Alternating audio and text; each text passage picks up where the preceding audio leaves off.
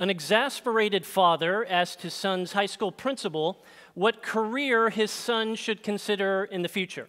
Now, his son was described by many of his teachers as lazy, distracted, and that he couldn't remember anything. So the principal replied to the father, and he said, "It doesn't matter what he does, he will never amount to anything." That father's name was Herman, and that student who wouldn't amount to anything, that was his son, Albert Einstein. Now, before you and I start thinking poorly of that principal from 1895, we have to admit something. We've all been that principal.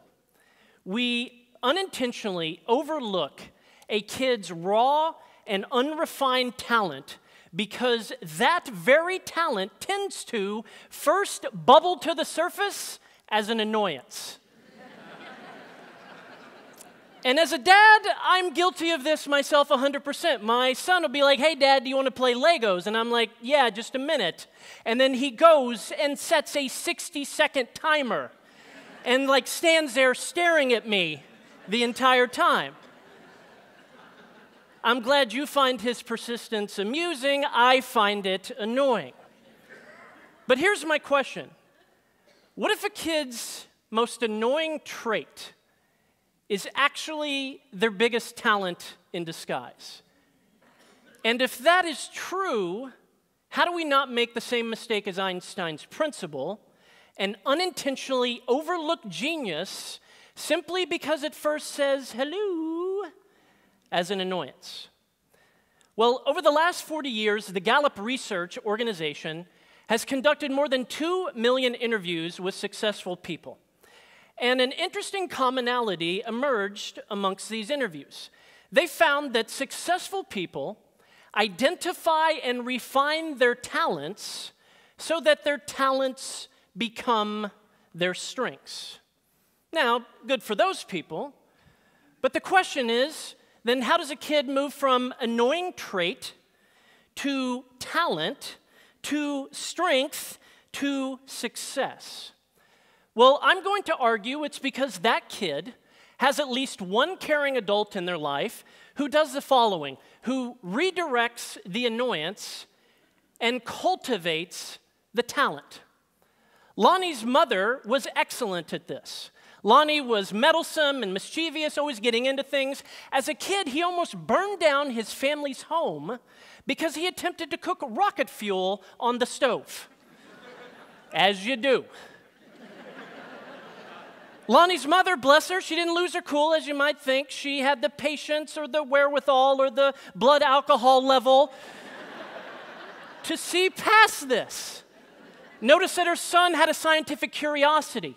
She redirected him, said, "Hey, that's good, let's get you a hot plate. Why don't you take this outside somewhere more safe?" Lonnie Johnson holds more than 80 patents and is the inventor of the national treasure, the Super Soaker.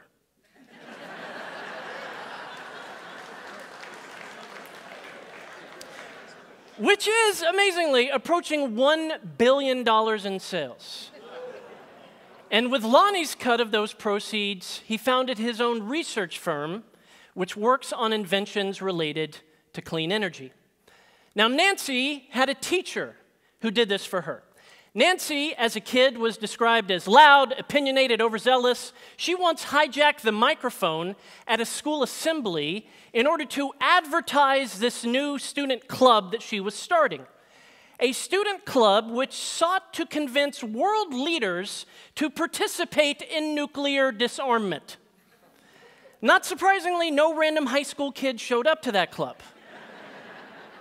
But a teacher took notice of this, that Nancy was a leader, albeit a bit overzealous, taught Nancy, "Hey, here's how you get people on board with your ideas, how you recruit people towards your ideas." Nancy Lublin went on to recruit thousands of volunteers for the crisis text line, which provides 24/7 crisis intervention for young people who are deeply distressed and even suicidal. They've processed more than 28 million text messages and saved countless lives. And then there's Mrs. Wilhite. She had this kid in her class. Loud, constantly disrupting, constantly talking, making everything a joke, the class clown kid. One day, Mrs. Wilhite pulls him aside. Says, hey, you should sign up for speech and debate. Because I don't know if you ever thought about this, but I think you could be a gifted communicator. And I will never forget when Mrs. Wilhite said those words to me. And you are listening to me speak today because she did. She didn't get annoyed by me, though she had every right to be. I was incredibly immature and sophomoric as a kid in her Spanish class. I would do annoying things like I would ask her, hey, Mrs. Wilhite, how do you say the phrase, I would earn in Spanish? Knowing full well this would force her to say aloud, yo gonorrhea.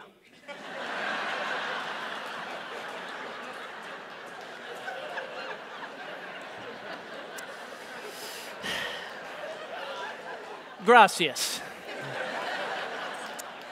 Yet, despite my finely tuned immaturity, she looked past it. She redirected the annoyance, and she cultivated the talent. You see, every kid needs one caring adult, like Mrs. Wilhite, in their life. An adult to be patient where others might be pestered.